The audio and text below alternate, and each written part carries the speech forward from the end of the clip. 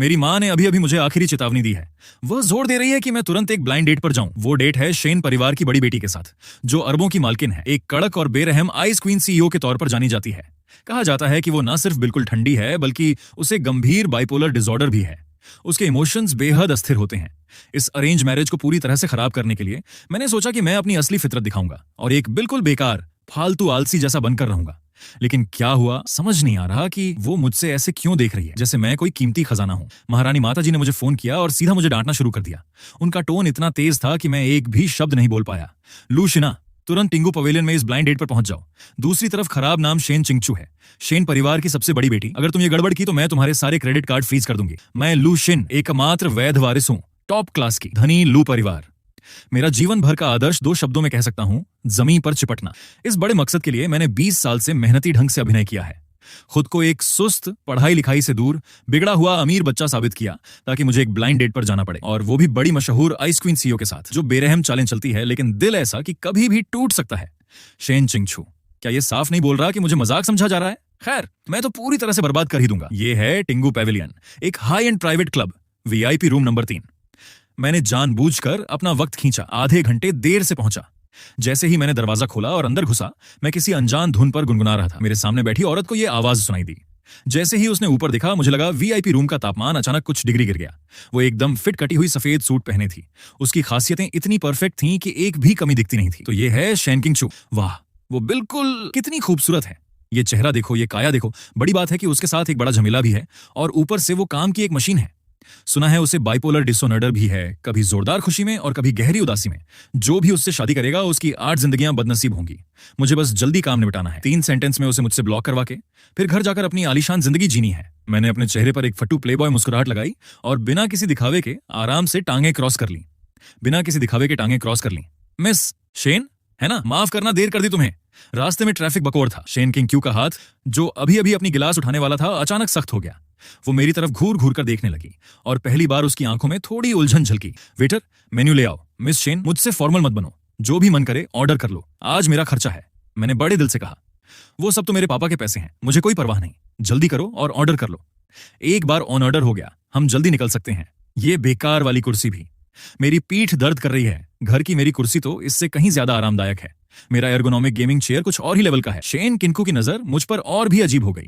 ना तो कोई नफरत थी, बल्कि उसके होंठों के कोने हल्के से मुड़ गए थे। कोई भ्रम है, ये जरूर कोई भ्रम है। मिस्टर लू, फैसला आप करो। फिर मुझे आपकी सबसे महंगी कैवियार का एक हिस्सा देना और 82 लाइट की एक बोतल खोलनी। इस जगह की कैवियार तो इतनी नमकीन है तो कड़वा भी है, और वो जो लफीटे हैं वो तो जैसे पतला किया हुआ इंडस्ट्रियल अल्कोहल हो। ये सिर्फ उन बेवकूफों को ही भटकाता है जो कुछ नहीं जानते। अगर वो सच में इसे पसंद करती है तो उसका स्वाद बस औसत ही है। मैं तो घर जाके वो प्लम वाइन पीऊंगा जो मैंने खुद बनाई है। शेन के नाकों पर जोर से पानी के गिलास पकड़ते हुए हल्का सा फीका पड़ गया। उसने मुझसे देखा और पहली बार उसकी आंखों में कुछ भावनाएं झलकने लगीं। मुझे एक गिलास गर्म पानी दे दो। धन्यवाद, लेकिन मैं वाइन नहीं पीऊंगी, मुझे एलर्जी है। शराब। कुछ सेकंड बाद मैंने कहा, ये औरत स्क्रिप्ट क्यों नहीं फॉलो कर रही? आमतौर पर तो ऐसा होता है कि गुस्से में निकल जाओ। ये अभी भी बातें क्यों कर रही है? नहीं, दवा की डोज बढ़ानी पड़ेगी। मिस शेन, आप वाकई बहुत खूबसूरत हैं। मेरी गर्लफ्रेंड बनो। मेरी कोई बड़ी महत्वाकांक्षा नहीं है, बस मेरा परिवार इतना गरीब है कि हमारे पास केवल गंदा पैसा बचा है। मेरे साथ रहो, मैं गारंटी करता हूं कि तुम रोज डिजाइनर ब्रांड पहनोगी और सुपरकार चलाओगी। बस इतना ही चाहिए। किसी की भी नजरें चढ़ सकती हैं, है ना? अरे यार, मैं चुपचाप इंतजार करता रहा कि वो मुझ पर गर्म पानी फेंके, पर शेन चिंगचू बस चुपचाप मुझे देख रही थी, ऐसे जैसे कोई अनमोल खजाना ध्यान से देख रही हो। उसका फोन वाइब्रेट हुआ, शायद कोई वर्क रिपोर्ट। उसकी भौहें तुरंत टेढ़ी हो गईं। उसकी आंखों में गुस्सा और दर्द साफ झलक रहे थे। ये बाइपोलर अटैक का शुरुआती संकेत है। वाह, जल्दी अपने आप को खो दो। उसकी इस एक्सप्रेशन को देखकर समझ सकता हूं काम में कोई दिक्कत है। उसका असिस्टेंट ने बिल्कुल इस टाइम मैसेज किया। कोई समझदारी नहीं दिखी। पक्का कोई प्रॉब्लम है क्वार्टरली रिपोर्ट में। सीधे फाइनेंस और सेल्स के हेड्स को कॉल कर लो। डेटा की तुलना करके 30 मिनट में पता चल जाएगा क्या गड़बड़ है। सच में कितने बेवकूफ लोग हैं जो उसे काम खत्म करके घर जाने से रोक रहे हैं। शेन चिंगचू ने अचानक फोन उठाया। उसकी उंगलियां तेजी से स्क्रीन पर टैप कर रही थीं। कुछ सेकंड बाद उसने फोन नीचे रखा। चमत्कार था कि जो चिढ़ और दर्द अभी अभी उसके माथे पर जमा हुआ था, वो एक पल में ही गायब हो गया। वो भारीपन अब नहीं रहा। उसने मेरी तरफ उसकी जिज्ञासु नजरों से देखा, जबकि मैं उत्सुक था। उसके लाल होंठ हल्का सा मुस्कुराए। कोशिश तो कर सकते हैं, है ना? कोशिश करते हैं। मेरा मुस्कुराना तुरंत जम गया। मुझे ऐसा लगा जैसे किसी ने पेट में जोर से मुक्का मारा हो। किस बात की कोशिश? मुझे जलाकर उसकी राख बिखेरने की कोशिश? इस औरत के दिमाग में क्या दिक्कत है? मैं तो पहले ही खुद को इतना दिखा चुका हूं कि बेकार, कमीना, और वो भी मान गई। क्या उसे सच में ऐसे लोग पसंद हैं? शेनक विनिया की आंखों में एक हल्की सी मुस्कान चमकी। तुमने मुझसे झूठ नहीं बोला, चलो डेटिंग शुरू करते हैं, एक दूसरे को जानने की कोशिश करते हैं। मेरा मुंह खुला का खुला रह गया, मैं एक भी शब्द नहीं बोल पाया। ये तो स्क्रिप्ट में नहीं था, तर्क के मुताबिक उसे मुझे डांटना चाहिए था। फिर डेट फेल हो जाती और मैं घर वापस जाकर आराम से पसर जाता। ये क्या भला है, मैं तो पूरी तरह फंस गया। इस बार मेरी तो हिम्मत टूट गई। अगर मेरी मां को पता चला तो मैं परेशान हो जाऊंगा। सीईओ शैल ने मुझसे पक्का कह दिया है कि अब से कंपनी में काम करना ही होगा। मेरा आराम से बैठना, बड़े बड़े खाने, अपने हाथ से बने चावल की शराब, क्या ये सब मुझसे छिन जाएगा? शेन किंगचू मेरी फीकी पड़ती हुई शक्ल देखकर खुद ही मेरे लिए एक भाप में पकाई हुई समुद्री बांस की मछली ले आई। तुम ठीक नहीं लग रहे, ये खा लो। मैं अपनी कटोरी में रखी मछली को घूर रहा था। ऐसा लग रहा था जैसे मैं कोई लाल गर्म लोहे का टुकड़ा देख रहा हूं। ये लड़की तो दिमाग से पूरी तरह पागल ही है। जितना मैं फालतू हूं उतना ही वो परेशान है। क्या यही वो प्रसिद्ध विरोधी स्वभाव वाली प्रवृत्ति है? शेन चिंगचू ने ऊपर देखा। उसने मुझे ऐसे देखा जैसे कोई अपने बगुले बच्चे को देख रहा हो। मुझे कैवियार और रेड वाइन पसंद नहीं, मुझे सिर्फ चीनी खाना अच्छा लगता है। क्या मजेदार मेल है, मुझे भी पसंद है, खासकर ये भाप में पकाया हुआ सी बेस। पकाने का तरीका शानदार है, शेफ का हुनर कमाल का है। बस अफसोस कि अभी मेरा बिल्कुल भी मन नहीं है खाने का। शेनिंग छू मेरी हालत को जैसे नजरअंदाज कर रही हो, सुस्त ढंग से खा रही थी। बस ऐसा लग रहा था कि वो खुद को रोक रही हो। हाँ ठीक है, अगली बार वो उसे पूरी रात इंटरनेट कैफे ले जाएगी। फिर हम सड़क के किसी ठेले पर मसालेदार हॉटपॉट खाने जाएंगे। मुझे यकीन नहीं होता कि उसकी जैसी अरबपति सीईओ ऐसा झेल पाएगी। खाना खत्म हुआ, मैं क्लब से हिरन की तरह तेज भागा बाहर। ऐसा लग रहा था जैसे मैं मौत की सजा से ठीक बरी होकर निकला हूं। जैसे ही मैं कार में बैठा, मां ने फोन किया। बेटा, शेन चिंगचू तुम्हारे बारे में बहुत खुश है। मैंने कहा, मां ये तो कोई गलतफहमी है। कोई गलतफहमी नहीं है, चिंगू ने कहा। तुम बिल्कुल ईमानदार, कोई दिखावा नहीं। उन चकचकीले सस्ते लोगों के विपरीत मैं हैरान रह गया। ईमानदार? ऐसा कुछ नहीं, वो टेलीपैथिक नहीं है ना? नामुमकिन, बिल्कुल नामुमकिन। मैंने फोन रख दिया, गैस पूरी तरह दबाई और रॉकेट की तरह उड़ चला। जो मैं नहीं जानता था वो ये कि मैं जाते ही उसकी असिस्टेंट चेन जिंग पूरी तरह हैरान रह गई। बॉस शेन, आप सीरियस हैं? आप सच में उस छोटे मास्टरलू को डेट करना चाहते हैं? शेन चिंगचू थके हुए से अपनी माथे को रगड़ने लगी। कल से उसका बाइपोलर डिसऑर्डर की मैनिक फेज में थी। उसका पूरा शरीर ऐसा महसूस हो रहा था जैसे कभी भी फटने वाला बारूद का डिब्बा हो। जो भी उसकी नजर पड़ती उसे चुभता था। लेकिन अभी अभी जब उसने लू शिनियर की अंदरूनी तंज भरी बातें सुनी तो उसके सिर में जो तने हुए नसें टूटने वाली थीं अजीब तरीके से ढीली पड़ गईं। उसकी उलझी फुलझी सोचें एक सुरीले संगीत की तरह लगने लगी जो उसकी भावनाओं को सुकून दे रही थी। ये पहली बार था 5 सालों में जब उसने दवाओं पर भरोसा किए बिना खुद को उस गहरे अंधकार से बाहर निकाला था। चेंजिंग, देखो मेरे लिए कुछ सेट किया है। शहर के दक्षिण में सबसे मशहूर मसालेदार हॉटपॉट की ठेली। वो सही में कहाँ है? हाँ, शेनिंग चू ने कुछ बताया नहीं, बस थोड़ा सा मुंह मोड़ा। एक ऑनलाइन इंटरनेट कैफे, एक सड़क किनारे की ठेली। अगले कुछ दिनों तक मैं बेचैनी से खुद को रोक नहीं पाया। 3 दिन लगातार घर से बाहर नहीं निकला। पूरा दिन घर में बंद रहकर अंगूर की शराब बनाता रहा। अपनी नाजुक दिल की पीड़ा को कम करने की कोशिश करता रहा। अब ये जिंदगी बर्दाश्त नहीं होती। मेरी आराम से बढ़िया जीने की प्लानिंग पूरी तरह फेल हो गई। शेन चिंगचू को मुझ में असल में क्या पसंद है? क्या उसे लगता है मैं बिल्कुल भी खतरा नहीं हूं, कि मैं एकदम सही औजार हूं? मेरा फोन अचानक सबसे गलत वक्त पर बज उठा। स्क्रीन पर 3 बड़े शब्द चमक उठे, शेन चिंगचू। मेरा हाथ कांप गया। मैं लगभग अंगूर के जूस का गिलास गिरा ही देता। हेलो सुंदर मिस शेन, मुझे याद कर रही हो? घर पर कहां हो? मैं तो बोर हो गया हूं, चलो कहीं घूमने चलते हैं, मजा करते हैं। चलते हैं, एक दूसरे को मजाक में नुकसान पहुंचाते हैं। मैंने पूरी तैयारी कर रखी है। एक गंदी शहर के दक्षिण भाग की एक भगदड़ भरी सड़क, एक लग्जरी चिकना पैकेज। ठीक है, घर पर ही इंतजार करना, कोई आकर तुम्हें लेने आएगा। उसने तुरंत फोन काट दिया। मैं वहीं जड़ हो गया, बहुत देर तक संभल नहीं पाया। आधे घंटे बाद एक बेंटली घर के सामने आकर रुकी। मैंने जानबूझकर खोपड़ी वाली टी शर्ट, फटे जीन्स और चप्पलें पहनी। मैं दबंगाना अंदाज में कार में घुसा। शेन चिंगचू ने मुझे देखा। उसकी नजरें ठीक 0.1 सेकंड के लिए मेरी चप्पलों पर टिकी। हाँ बिल्कुल, मुझसे नफरत करो, जल्दी करो और मुझे बाहर निकाल दो। गाड़ी चलो। नानी, हम कहाँ जा रहे हैं? क्या तुमने पहले से इंतजाम नहीं किए थे? उसे कैसे पता चल गया? क्या वो 4 खिलाड़ी सब उगल दिए? जो भी हो, बस प्लान पर टिके रहेंगे। शहर के दक्षिण में नाइट मार्केट। ड्राइवर का हाथ फिसला, स्टीयरिंग व्हील घूम गया। चेन जिंग ने मुझे पराया नजर से देखा। सिर्फ शेन चिंगचू ही बेपरवाह दिखी। गाड़ी में माहौल बहुत अजीब था। कुछ बात करनी थी। मिस शेन, आपको क्या क्या व्यस्त रखता है आमतौर पर? प्लीज मुझसे काम, शेयर, फंड्स, फ्यूचर्स की बात मत करना। बस नाम सुनते ही सिर दर्द होने लगता है। कॉन्ट्रैक्ट्स चेक करना, मीटिंग्स में जाना, कभी कभी कुछ बेवकूफों से निपटना। हाँ, देखा, मैंने कहा था ना, वो सच में बिल्कुल बोरिंग औरत है। उसकी जिंदगी में काम के अलावा कुछ भी नहीं। कितनी दयनीय बात है। शेन किंगचू ने अपनी उंगलियां चिपका ली, अचानक रुक गई और सीधे मेरी तरफ देखकर बोली, और तुम्हारी जिंदगी में काम के अलावा क्या है? क्या क्या करते हो? मैं जवाब में बोला, पीता हूं, बाहर जाता हूं, खेलता हूं। गेम्स। जब जिंदगी अच्छी होती है तो उसका मजा लेना चाहिए। जो भी मुझे खुश करता है मैं वही करती हूँ। दरअसल मुझे घर पर वर्कआउट करना, खाना बनाना, रेसिपी फॉलो करना, थोड़ा वाइन बनाना और कुछ अजीबो गरीब इंडी फिल्में ढूंढकर देखना पसंद है। बार बहुत शोर करते हैं। सच बताऊं तो मुझे फिल्में देखना भी अच्छा लगता है। तुमने दी वुल्फ ऑफ वॉल स्ट्रीट या द गॉडफादर देखी है? ऐसे काम के पागल लोग बस कमर्शियल ब्लॉकबस्टर फिल्में देखते हैं ताकि ये सीख सकें कि कर्मचारियों का कैसे फायदा उठाना है। शेन चिंगचू ने धीरे से सिर हिलाया। थोड़ी देर खामोशी के बाद उसने बोली, किकू जीरो। मैं थी अचानक दंग रह गया। किकू जीरो, वो दिल छू लेने वाली फिल्म, वो सच में ऐसा मतलब की फिल्म देखती है। मैंने उसका ठंडा चेहरा देखा, मेरा दिल एकदम धड़कना बंद कर गया। ये लड़की मेरे ख्याल से बिल्कुल अलग निकली। साउथ सिटी नाइट मार्केट, पूरा जगह लोगों से भरा था। मैं चप्पल पहन के धूम मचा रहा था। शाइना क्विंग चू, जो एक आलीशान सूट पहने थी जैसे कोई देवी हो जो गलती से इस दुनिया में आ गई हो, बिल्कुल फिट नहीं लग रही थी। सारे राहगीर एक साथ हमारी तरफ दयालु नजरों से देखते रहे। ये खूबसूरत और भेड़िए का जोड़ा, हाँ जी, बस ऐसे ही उसे जनता की नजरों की सफाई महसूस करने दे। समझ ले कि हम एक ही दुनिया से नहीं हैं। अगर बर्दाश्त नहीं कर सकता तो जल्दी निकल। मैं जानबूझकर उसे सबसे भीड़ वाले जगहों पर ले गया। मिस शेन, देखो यहाँ कितना जोश है, चलो वो खेल खेलते हैं। मुझे पता था कि उसकी हद पार हो रही है, पर उसने बस हल्का सा सिर हिला दिया। ठीक है, वो अभी भी जा नहीं रही, बस थोड़ा ही सही। अच्छा ठीक है, आज तुझे दिखाता हूं असली जनता का मनोरंजन कैसा होता है। मैं उसे ले गया एक तीखे हॉट पॉट वाले ठेले पर। बॉस, 2 कटोरे तीखा हॉट पॉट देना, ज्यादा तीखा रखना। मिस शेन, तुम ऐसे खाने के आदी हो? शेन शिंगचू ने उस बड़े से पॉट में उबलते हुए चमकीले लाल सूप को देखा और पूरी तरह चुप रह गई। उसकी असिस्टेंट जेनजिंग बिल्कुल रो पड़ने वाली लग रही थी। वह बार बार मेरी तरफ आंख मटकाती और हाव भाव करती, जैसे मुझे बताना चाह रही हो, जल्दी बोलो, तुम्हें यह नहीं भा रहा, जल्दी कहो कि तुम जाना चाहते हो। तभी एक घमंडी आवाज बीच में टुक टुक कर बोली, अरे क्या बात है, युवा मालिक लॉ नहीं है? तुम इतने नीच कैसे गिर गए कि इस तरह की गंदगी खा रहे हो? लिनक्सियन ने मुझे हमेशा से नापसंद किया था। उसके आसपास कुछ दौरे ठुगे मेरी तरफ ताना मारते हुए देख रहे थे। लिनक्सियन के चेहरे पर जो भाव थे वो देखने लायक थे। हैरानी, लेकिन साथ ही एक छुपी नहीं जाने वाली जलन भी थी। बॉस शेन, आप यहाँ कैसे?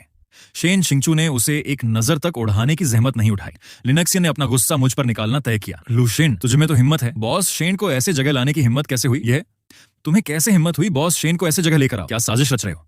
मुझे तो पसंद है, तो क्या हुआ? तुम्हारा क्या काम है? ये बेवकूफ असल में बढ़िया सहायक है। जल्दी करो और मुझे और गालियां दो ताकि शेन किंग चू मुझसे पूरी तरह निराश हो जाए। बॉस शेन, उसे अपनी बातों में मत आने देना। बस एक अनपढ़ निकम्मा टुकड़ा है। उसके साथ रहना खुद का अपमान करना है। आसपास की भीड़ हर पल बढ़ती जा रही थी। मैं अंदर से खुशी से फूले नहीं समा रहा था। हाँ हाँ हाँ, बड़ी बेइज्जतियां की तुमने। बेहतर यही है कि तुम मुझे खुलकर गंदा आदमी और कूड़ा कहो। शेन चिंगचू ने आखिरकार प्रतिक्रिया दी। उसने धीरे धीरे ऊपर देखा। उसकी हाड़ कांपाने वाली नजर लिन शियान पर टिक गई। तू अब बकवास बंद कर। बॉस शेन, मैं ये सब सिर्फ तेरे ही भले के लिए कर रही हूँ। शेन चिंगचू ने हल्की सी मुस्कान बनाई जो बेहद ठंडी थी। मेरी निजी बातें, कब से तुझे हक मिला दखल देने का और उंगली उठाने का? फिर उसने बेहद सहज ढंग से अपना हाथ बढ़ाया। उसने अपना हाथ मेरा बांह में फंसाया।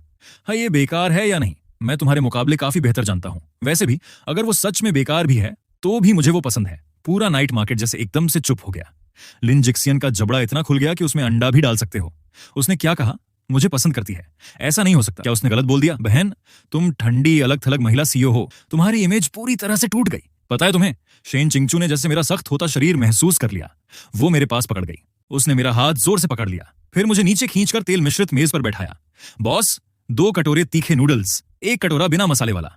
धन्यवाद बॉस। जैसे कोई सपना टूट गया हो, ठेले वाले ने जल्दी से मुड़कर नूडल्स पकाने शुरू कर दिए। लिनक्सियान का चेहरा एक अजीब सी काली नीली आर्द्रता में बदल गया। शेन किंग, तुम्हें इसका बदला जरूर चुकाना पड़ेगा। उसने कड़वी बात कही और फिर अपने साथी के साथ चुपके से वहां से निकल गया। मैं उसकी बेदम हटती हुई परछाई को देख रहा था, पर मुझे इस वक्त एक भी थोड़ी सी खुशी नहीं हो रही। बस अपने सर को दबाकर रोना चाहता हूं। बहन, तुम सच में क्या करने की सोच रही हो? कल के अखबार की पहली खबर जरूर होगी कि आइसबर्ग के सीईओ का पागलपन कूड़े करकट के लिए। इसके बाद मैं कैसे चैन से सो पाऊं? मसालेदार हॉटपॉट जल्दी से परोसा गया। मौके का फायदा उठाते हुए चिंगचू ने अपनी चुड़िया उठाई, शानदार अंदाज में एक हरी सब्जी का टुकड़ा लिया और धीरे धीरे ध्यान से चबाया। नाटक कर रही है क्या? क्या खाओगी? मेरा दिमाग पूरी तरह उलझ गया है। ये औरत सच में डरावनी है। वो पूरी तरह से सारी लॉजिक को लत्ता मारे बैठी थी। मुझे ऐसा लग रहा था जैसे मैं संवू कॉन्ग हूं। चाहे मैंने कितनी ही कोशिश की, मैं अपनी हाथ चीनी उठाकर कुछ न कुछ खाए बिना नहीं रह पाया। मिर्ची की तीव्रता सीधे मेरे सिर के ऊपर तक पहुंच गई। एक बिल्कुल सफेद रुमाल मुझे थमाया गया। वो शेनक्विंग्स था। अगर तुम्हें तीखा खाना नहीं आता तो खुद को मत मरोड़ो। मैंने रुमाल लिया और जल्दी से अपने मुंह पहुंचा। मेरा चेहरा जल रहा था। पता नहीं वो मिर्ची की वजह से था या किसी और वजह से। उस रात मेरी पूरी नींद उड़ गई। शेन चिंग के शब्द मेरे दिमाग में बार बार गूंज रहे थे। भले ही वो बेकार हो, मुझे फिर भी वो पसंद है। अगले सुबह जल्दी मैं बहुत बड़े काले घेरे लिए नीचे उतर गई। बेटे, ये देखो, तुम्हारा नाम फ्रंट पेज पर है। मैं देखने गई और लगभग गला रुक गया। वहीं बेहोश होने लगी। चौंकाने वाला खास खबर, अरबपति सीईओ शेन किंगू ने लू परिवार के प्रति प्रतिबद्धता जताई। रात के बाजार में उसके सार्वजनिक समर्थन की खबर। नीचे वाली तस्वीर में शेन चिंगचू एक शाही और मुहाफिज योद्धा की तरह दिख रहा था, जबकि मैं बिल्कुल एक परेशान छोटी बच्ची की तरह नजर आ रही थी। पीछे खड़ी उसकी बीवी देखकर मेरी नजरें धुंधली होने लगीं। सब खत्म हो गया। सब कुछ खत्म हो गया। वो बेकार की छवि जो मैंने इतनी मेहनत से बनाई थी, अब शहर के हर किसी की नजरों में मैं वह कमजोर पति बन गया था जिसे अपने दबंग महिला सीईओ ने संभाल रखा है। मेरा फोन पागलों की तरह बजने लगा। वो मेरे घटिया दोस्तों के मैसेज थे जो बधाई और गपशप भेज रहे थे। मैं गुस्से में फोन पटक दिया। तभी एक अज्ञात नंबर से कॉल आई। कौन बोल रहे हैं? क्या ये युवा स्वर लुचेन जिंग हैं? बॉस शेन के सहायक थे। बॉस शेन, कुछ हो गया है। मेरा दिल अचानक धक से रह गया। क्या हुआ? ऐसा भी कोई हो सकता है? कल वाली मसालेदार नूडल्स में इतनी ताकत थी क्या? क्या उसने उसे सीधे इमरजेंसी में पहुंचा दिया? तो क्या मैं मास्टरमाइंड बन गया? नहीं, आज बॉस शेन ने खुद को अपने ऑफिस में लॉक कर लिया है। वो किसी से मिलने से मना कर रही है। मैं उसकी चिंता कर रहा हूं। उसने ज्यादा कुछ नहीं बताया, मगर मैं समझ गया। शेन किंग की बाइपोलर डिसऑर्डर फिर से उभर आई है। इस बार वो डिप्रेसिव फेज में है। क्या वो पहले भी ऐसा होता था? हाँ, लेकिन इस बार मामला खासा गंभीर है। युवा मालिक लोग, क्या आप यहां आ सकते हैं? कल जब बॉस शेन आपके साथ थे तब उनकी हालत सालों में सबसे अच्छी थी। उनकी हालत सालों में सबसे अच्छी थी। मैं चुप हो गया। मैंने सोचा, इससे क्या फायदा होगा? मैं तो कोई मनोचिकित्सक नहीं हूं। वैसे भी अभी तो मैं उनसे जल्दी से छुप भी नहीं पा रहा हूं। उनकी तबीयत ठीक है या नहीं, मेरा इससे क्या लेना देना। पता भेज दें। मैंने फोन काट दिया और चिढ़ते हुए अपना सिर खुजलाने लगा। सिर दर्द हो रहा था। उफ, लगता है मैं पागल हो गया हूं। ठीक है, इसे बस कल के उस मसालेदार नूडल्स वाले एहसान को चुकाने के तौर पर मान लेते हैं। ठीक है, बस उसी एहसान का बदला समझो। बस मैं उससे मिलकर जल्दी निकल जाऊंगा। मैं बिल्कुल भी 1 मिनट और रुकूंगा नहीं। आधे घंटे बाद मैं येओ सिंह ग्रुप की बिल्डिंग के नीचे शेनिंगकिया की कंपनी पहुंच गया। ये ऑफिस बिल्डिंग एक कमर्शियल इलाके में है जिसे शेन चिंगचू ने अकेले ही बनवाया है। ये एक कमर्शियल इलाका है जो शेन चिंगचू ने अकेले ही किया था। चेन जिंग पहले से ही लॉबी में बेचैनी से इंतजार कर रही थी। मुझे देखकर ऐसा लगा जैसे उसने अपना रक्षक देख लिया हो। यंग मास्टर लू, आप आखिरकार आ ही गए। उसने मुझे सीधे ऊपर के फ्लोर के ऑफिस के दरवाजे तक ले जाकर छोड़ दिया। कुछ वरिष्ठ मैनेजर वहां बेचैनी से इधर उधर टहल रहे थे। मुझे देखकर वे सभी हैरान रह गए। उनकी शक्लें ना केवल अजीब थीं, बल्कि उनकी नजरों में तिरस्कार भी साफ दिख रहा था। चेन जिंग ने भारी ऑफिस के दरवाजे धकेलकर खोले और मुझे अंदर जाने का इशारा किया। मैं सबसे पहले अंदर चला गया। जमीन से छत तक विशाल खिड़कियां। शेन चिंगचू मेरी तरफ पीठ किए बैठी थी। वो अभी भी वही बिजनेस सूट पहने थी, लेकिन उसकी परछाई इतनी उदास और नाजुक लग रही थी जैसे टूटे पंखों वाली तितली। मैं यहाँ हूं। शेन चिंगचू ने मुड़कर नहीं देखा। मुझे खुद को जबरदस्ती वहां जाकर खड़ा होना पड़ा। तुम्हारे असिस्टेंट ने बताया कि तुमने अपने ऑफिस का दरवाजा बंद कर लिया है। क्या हुआ? कंपनी दिवालिया हो रही है क्या? अरे यार, ये माहौल कितना धुंधला और दम घोंटने वाला है। उससे क्या कहूं दिलासा देने के लिए? मेरे पास कोई आइडिया नहीं। शायद उससे एक मजाक सुनाऊं। छोड़ो यार, मेरे चुटकुले तो बुरे हैं। अच्छा यही है कि ना बताऊं। शेन चिंगचू अभी तक बिल्कुल भी प्रतिक्रिया नहीं दे रही थी। मेरा धैर्य खत्म होने लगा था। अरे कुछ तो बोलो। क्या तुम मूक हो? ये औरत क्या खेल खेल रही है? एक भी शब्द क्यों नहीं बोल रही? क्या मुझे बस दिखावे के लिए बुलाया है? शेन चिंगचू धीरे धीरे मुड़ी। मैं झट से ठिठक गया। उसके चेहरे पर एक भी भाव नहीं था, लेकिन उसकी आंखें जैसे न जाने कितनी गहरी काली खाई हों, जिसमें सिर्फ निराशा और मौत भरी हुई थी। मेरा दिल ऐसा महसूस कर रहा था जैसे अदृश्य हाथ से जोर से कस के दबाया गया। दर्द हुआ। निकल जाओ, तुम्हारा यहां स्वागत नहीं है। निकल जाओ। मुझे नहीं पता ये गुस्सा कहां से आया, पर मैंने उसका कलाई जोर से पकड़ लिया। मैं यहां तक आया हूं और तुम सोचती हो मैं बस तुम्हारे कहने पर चला जाऊंगा? मैं तो अपनी इज्जत गंवा बैठूंगा, पता है ना? वाह, उसके हाथ इतने ठंडे क्यों हैं? बड़ी दिक्कत है। मैंने उसे खींचकर सोफे पर जबरदस्ती बिठा दिया। आराम से बैठो और हिलो मत। मैं चला गया और माहिर की तरह काम शुरू कर दिया, एकदम बिना कॉफी के। इससे तो बस बढ़ती ही जाती है उसकी बेचैनी। फ्रिज में दूध है क्या? ठीक है, उसके लिए एक गिलास दूध गर्म कर देता हूं। बहुत जल्दी एक टपकता हुआ गर्म दूध का गिलास उसके सामने रख दिया गया। पियो। शनकविंग किया कि खाली आंखों में आखिरकार एक धुंधली रोशनी सी चमकी। वो हिली नहीं। मैं चिढ़ गया। गिलास उठाया और सीधे उसके होठों तक ले गया। मैंने कहा था पियो। तुम्हें अंग्रेजी की नहीं आती क्या? लेकिन शेन चिंगचू जैसे कोई जादू चला हो, मानो आज्ञाकारी बनकर अपना मुंह खोल दिया और छोटे छोटे घूंट में पूरा दूध पी गया। गर्म दूध। दूध उसकी गर्दन से धीरे धीरे बहता हुआ उसकी ठंडी सख्त बॉडी को गर्म करने जैसा था। जैसे ही उसने दूध पीना खत्म किया, मैंने गिलास तालिका पर जोर से पटक दिया। ठीक है, तुमने दूध पी लिया और मैंने अपना कर्ज चुका दिया। मैं जा रहा हूं। बिना किसी हिचक के मैं मुड़कर चल पड़ा। मुझे यहां से निकलना है। अगर मैं और देर रहा तो मुझे भी लगने लगा है कि मैं भी डिप्रेस हो जाऊंगा। ये औरत सच में मेरा मूड खराब कर रही है। बस आराम से लेटना और जिंदगी का मजा लेना चाहता था। मैं दरवाजे की तरफ बढ़ा और जैसे ही मेरा हाथ दरवाजे का हैंडल छुआ, पीछे से एक साफ आवाज आई जिसमें थोड़ी सी कंपकंपी थी। मत जाना। मेरे कदम अचानक रुक गए। मैं मुड़कर नहीं देखा। आखिर ये अब मुझसे क्या चिपकी हुई है? मैं तुम्हारा निजी भावनात्मक कचरा डंपिंग ग्राउंड नहीं हूं। रुको। शेन किंग की आवाज अभी भी बहुत नरम थी, लेकिन पहले से थोड़ी ज्यादा साफ। मेरे साथ थोड़ी देर रुको। मैं चिढ़कर जीभ बाहर निकाल बैठा। मेरी तनख्वाह उसी के हिसाब से मिलती है क्या? मुझे ये चिपकूपन वाला बकवास सबसे ज्यादा नफरत है। इस टाइम मैं तो घर जाके कुछ और खेलना ज्यादा पसंद करूंगा। मैं कई राउंड खेलों के बारे में सोच रहा था, लेकिन मेरे पैर जगह पर जम गए थे, हिल नहीं रहे थे। पीछे से धीरे धीरे कदमों की आवाज आई और फिर मुझे अपनी शर्ट का किनारा हल्के से खींचता हुआ महसूस हुआ, लेकिन मैं हिला भी नहीं। मैं यहीं रुक जाऊंगा 1 घंटे के लिए। मेरे साथ यहीं 1 घंटे तक रुको। शहर के पश्चिम में युआन शिंग ग्रुप के पास एक जमीन का टुकड़ा है, वो तुम्हें दे देंगे। मैंने तेजी से सिर घुमाया उस जमीन के टुकड़े की तरफ। वो शहर की सबसे मांग वाली जमीन है, अभी सबसे बेस्ट लोकेशन। और अब वो कह रही है बस इसे मुझे दे दो। कितनी फिजूल खर्च महिला है, इतनी बड़ी जमीन का टुकड़ा है और वो इसे ऐसे दे रही है जैसे कुछ भी हो। क्या तुम्हें लगता है तुम्हारा परिवार कोई बैंक चलाता है? ओह, सही कहा, उसका परिवार वाकई में बैंक चलाता है। ये औरत सच में पागल है। वो मुझसे घूर रही थी। उसकी आंखें सावधान उम्मीद से भर गई थीं, जैसे कोई छोटा जानवर जो अपने मालिक द्वारा छोड़ दिए जाने से डर जाता है। मेरे दिल का अधीरपन तुरंत गायब हो गया। कौन तेरा वो घटिया टुकड़ा जमीन चाहिए? मैं मुड़ा और फिर से सोफे पर बैठ गया। बस 1 घंटे, जरा भी ज्यादा नहीं। शेन किंग की आंखें अचानक इतनी चमकने लगीं जैसे अंधेरी रात में फटाके फूट रहे हों। वो मेरे बगल वाले सिंगल सोफे पर बैठ गई और चुपचाप मुझे देखने लगी। माहौल फिर से अजीब हो गया। उसकी निहारने वाली नजरें मुझे पूरे शरीर से बेचैन कर रही थीं। क्या देख रही हो? क्या तुमने कभी किसी हैंडसम लड़के को नहीं देखा जैसे मुझे चिड़ियाघर का बंदर समझ रही हो? मैं अपनी जेब से फोन निकाला और मैंने छोटे छोटे वीडियो स्क्रॉल करना शुरू कर दिया। ये कुत्ता तो बड़ा ही बेवकूफ है, ये फिल्टर बड़ा ही बेकार है, हंस हंस के मर जाऊंगा। मैंने अपने बगल में बैठी शिनचिंगचू को बिल्कुल नजरअंदाज कर दिया। उसके होंठों के किनारे भी मेरे हंसने के साथ हल्का सा उठ गए थे। वो बस चुपचाप बैठी थी। उसकी नजरें धीरे धीरे और भी नरम होती जा रही थीं। ऑफिस का वो दम घुटाने वाला माहौल ऐसा गायब हो गया जैसे कभी था ही नहीं और मुझे एहसास भी नहीं हुआ। 1 घंटा बड़ी तेजी से निकल गया। मेरा फोन अलार्म बजा। मैं तुरंत खड़ा हो गया। वक्त पूरा, मैं निकल रहा हूं, भगवान को शुक्र है, आखिरकार आजाद। लेकिन वो वाकई में लग रही थी। कल तक तो बुरी तरह से परेशान था। अगले दिन पापा की जोरदार आवाज ने मुझे जगाया। लुशेन, तू ये छोटा शरारती बच्चा अभी नीचे नहीं आया तो देख लेना। मैं सुस्ताते हुए नीचे गया। तूने ये सिटी सेंटर वाली जमीन कब हासिल की? मैं ठिठक गया। उसने सच में मुझे ये दे दी। वो शेन किंग चू लड़की तुझमें क्या देखती है? मैंने तो कार और घर तो गिफ्ट होते देखे हैं, लेकिन ऐसी बढ़िया जमीन देना ये पहली बार सुना है। मुझे भी जानना है। अब ये हमारी बाकी लोगों के बीच सबसे बड़ा रहस्य बन गया है। कोई नहीं जानता, समझ नहीं आ रहा है। कुछ लोग तो ये भी अटकलें लगा रहे हैं कि मैं शेनकविंग क्यू के ऊपर कोई ब्लैकमेलिंग कर रहा हूं। तो इसके लिए मेरी बस एक ही प्रतिक्रिया है, आंखें घुमाकर नफरत जताना। काश ऐसा होता, लेकिन मुझे उसका फोन नंबर भी याद नहीं है। वेस्ट की जमीन वाला मामला मेरे पापा का मेरे बारे में नजरिया पूरी तरह बदल गया।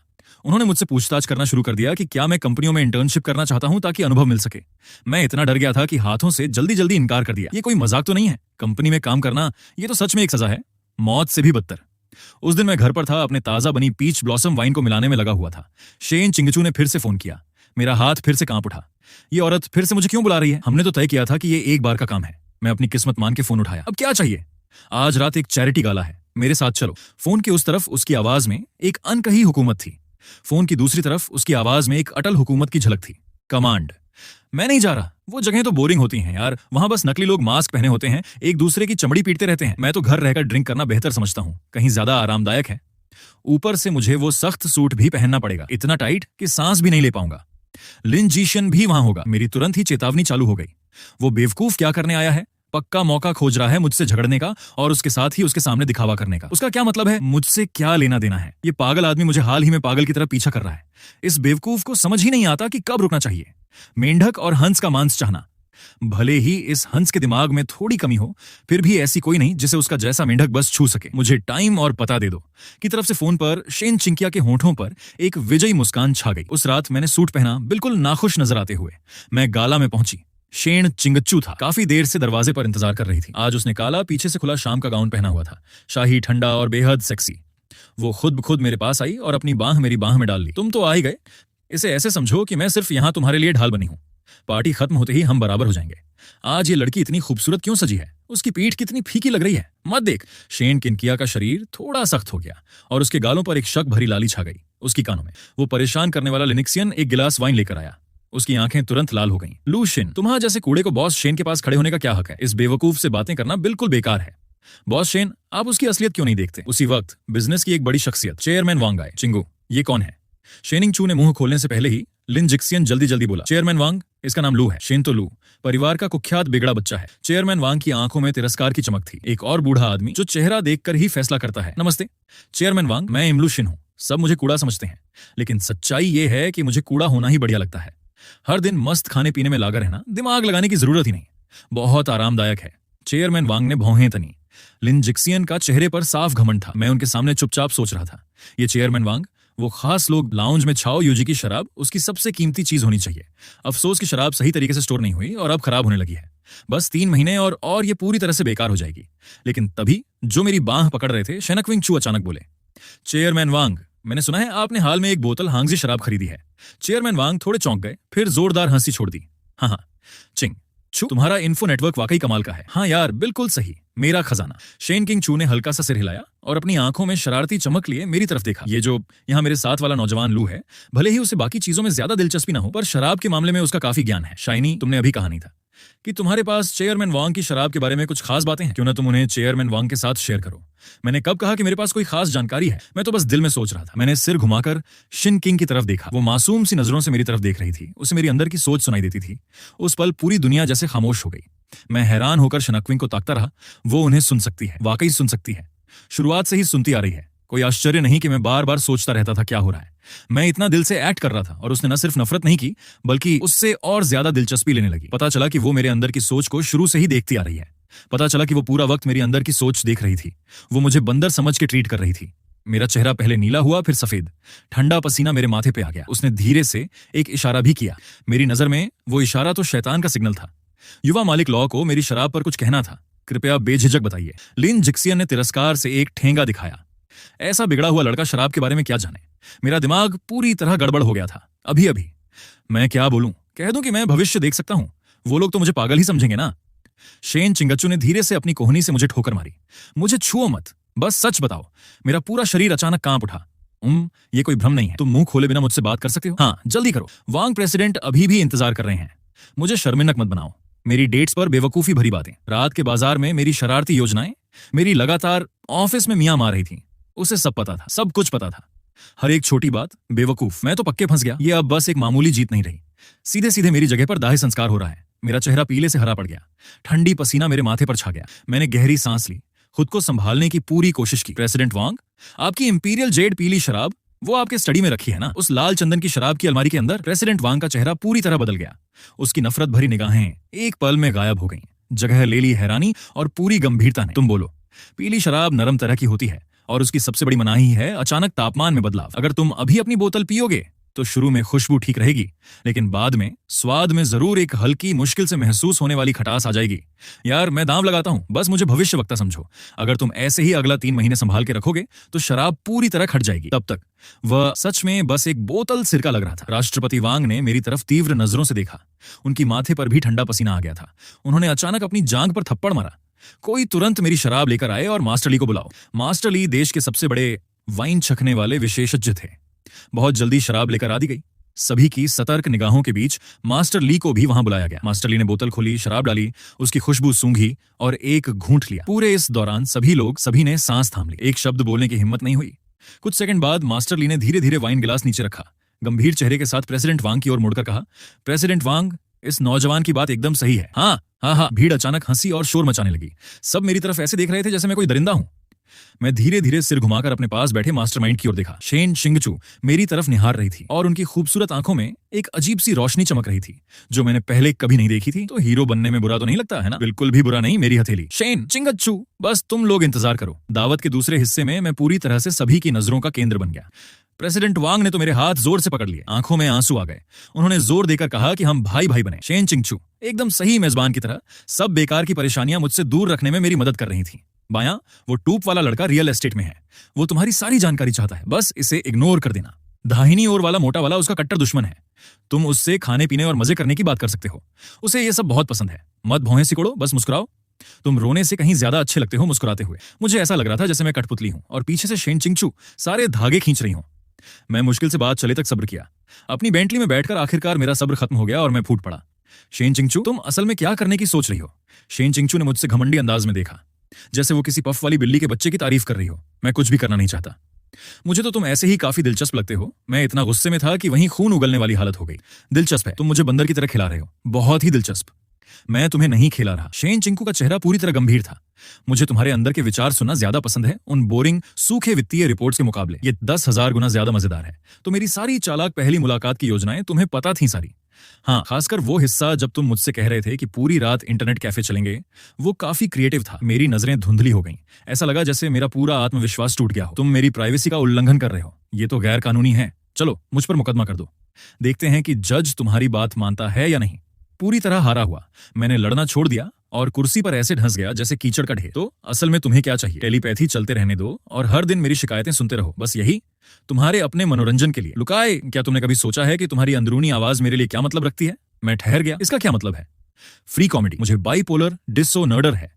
जब मैं मैनिक होता हूं तो दुनिया तबाह करने का मन करता है। जब मैं डिप्रेशन में होता हूं तो बस यहीं से कूदने का मन करता है। उसने खिड़की के बाहर ऊंची इमारतों की ओर इशारा किया। मेरा दिल जोर से धड़क गया। लेकिन जब से मैं तुम्हारे से मिला और तुम्हारे अंदरूनी विचार सुने, सब कुछ बदल गया। जब मैं चिड़चिड़ा होता हूं, तुम्हारी शिकायतें सुनकर चमत्कारी रूप से मन शांत हो जाता है। मेरी भावनाएं। जब मैं निराश होता हूं तब तुम्हारा अच्छे खाने, बढ़िया वाइन और फिल्मों के बारे में बकबक सुनना मुझे ये एहसास दिलाता है कि दुनिया उतनी भी बुरी नहीं है। वो धीरे धीरे अपना हाथ बढ़ाई और धीरे से मेरा हाथ पकड़ लिया। लुक शिन, तुम्हारी अंदर की आवाज मेरी दवा है। यही एक ऐसी दवा है जो इस ठंडे संसार में मुझे पूरा ठीक कर सकती है। मेरा दिमाग पूरी तरह से फंस गया। पहली बार उसकी सच्ची आंखों में देखते हुए मैंने सच में महसूस किया कि मेरा दिल बेधड़क गिर रहा है। वो सच में ऐसा कहती है। मेरे अंदर के विचार असल में उसके हैं। दवा। कार बिल्कुल खामोश थी। वो ऐसे दिख रही थी जैसे कोई कैदी हो जो अपना फैसला सुनने वाला हो। मैं हैरान होकर उसे देखता रहा। दवा? तुम तो मुझे बहुत ऊपर समझ रहे हो। मैं कोई चमत्कार की दवा नहीं हूं। अगर मैं दवा होती भी तो साइड इफेक्ट शायद लोगों को आराम पसंद बना देना होता। मेरी बात सुनकर उसके तनाव भरे कंधे थोड़े ढीले हो गए। उसने राहत की सांस ली। साइड इफेक्ट के साथ भी सही, वो इसे लेगा। एल्शिन, दिखावा बंद करो। बाकी जिंदगी के लिए तुम बस मेरे साथ रह सकते हो और मेरे एकदम बढ़िया साइड इफेक्ट। मेरा चेहरा जोर से लाल हो गया। दिल पागल की तरह धड़क रहा था। ये तो किसी बड़े सीईओ वाली कहानी जैसा लग रहा है। मदद करो। मैं एक पुराना आलसी, इतना ज्यादा फ्लर्ट किया जा रहा हूं, ये बिल्कुल सही नहीं है। ये पूरी तरह से गैर विज्ञान संगत है। फिर तुम्हें मुझे तनख्वाह देनी पड़ेगी। मेरी जैसी खास दवा बहुत महंगी होती है। मैं अपने शब्दों पर घुट गया, आखिरी कोशिश करते हुए। वो धीरे से हंसी, आगे झुकते हुए उसकी गर्म सांस मेरे कान के पास से गुजरी। ये तुम्हें देगा, मेरे पास सब कुछ है। क्या इतना काफी है? उस रात के बाद मेरी जिंदगी पूरी तरह बदल गई। शेन किंग चू असल में मुझसे सीखने लगा और धीरे धीरे एक आलसी बन गया। 1 महीने बाद शहर के दक्षिण में एक छोटे से आंगन में मैं आराम से झूला झूल रहा था। जो कभी खुद में तय हो चुका था, शेन किंग अब छोटे से स्टूल पर बैठा था। पूरी तरह अपनी छवि छोड़ चुका था। बेढंगे तरीके से अनार छील रहा था। लुशेन, तुम अभी क्या सोच रहे थे? मैं सोच रहा था कि काश अभी कोई हल्की हवा चलती जो आकर पीच के फूल हर ले जाती। शराब के घड़े में डाला तो क्या इसका नाम पपीते की शाख के चारों ओर हवा नहीं होना चाहिए? या फिर इसे बस नशेड़ी चिंचू क्यों ना कहा जाए? उफ, वो दूसरा नाम तो थोड़ा ज्यादा ही हटके लग रहा है। नहीं नहीं, नहीं चलेगा। वह अनार छीलती हाथ अचानक रुक गए। नशेड़ी चिंचू खूब लग रहा है। मुझे तो बिल्कुल भी ज्यादा अजीब नहीं लगता। मेरा चेहरा फिर से लाल हो गया। ये कितनी झंझट वाली बात है। मैं कैसे इस तरह बिना कोई प्राइवेसी की जिंदगी गुजार पाऊंगा? तुम बिल्कुल जानते हो मैं क्या सोच रहा हूं। मैं कैसे छिपकर भविष्य में तुम्हारे बारे में बुरा बोलेंगे? तुम मेरे सामने ही बुरा बोलो। वह मेरे सामने छिले हुए अनार के दानों से भरा कटोरा लेकर आई और फिर स्वाभाविक तौर पर अपना सिर मेरी गोद में टिका दिया। मैंने धीरे से अपनी बुनी हुई पंखी नीचे रखी और उसके बालों को सहलाने लगा। असल में ये इतना बुरा नहीं है। पहले मैं सोचता था कि पूरी तरह आराम से लेटना सिर्फ एक आदमी का काम होता है, लेकिन अब समझ आता है कि जब 2 लोग साथ में आराम से लेते हैं तो रिश्ते दोगुने मजबूत होते हैं। भले ही कल पूरी दुनिया गिर जाए, जब तक हम इस छोटे से आंगन में हैं, हवा की आवाज सुन रहे हैं, शराब की खुशबू महसूस कर रहे हैं और तुम्हें अपने पास देखकर लगता है कि अब सब कुछ पूरा है। शेन किंग चू ने अपनी आंखें बंद की और संतुष्ट होकर एक धीमी सी आवाज निकाली। क्या तुम्हें यह पसंद है? मेरा दुनिया पहले एकदम खामोश थी।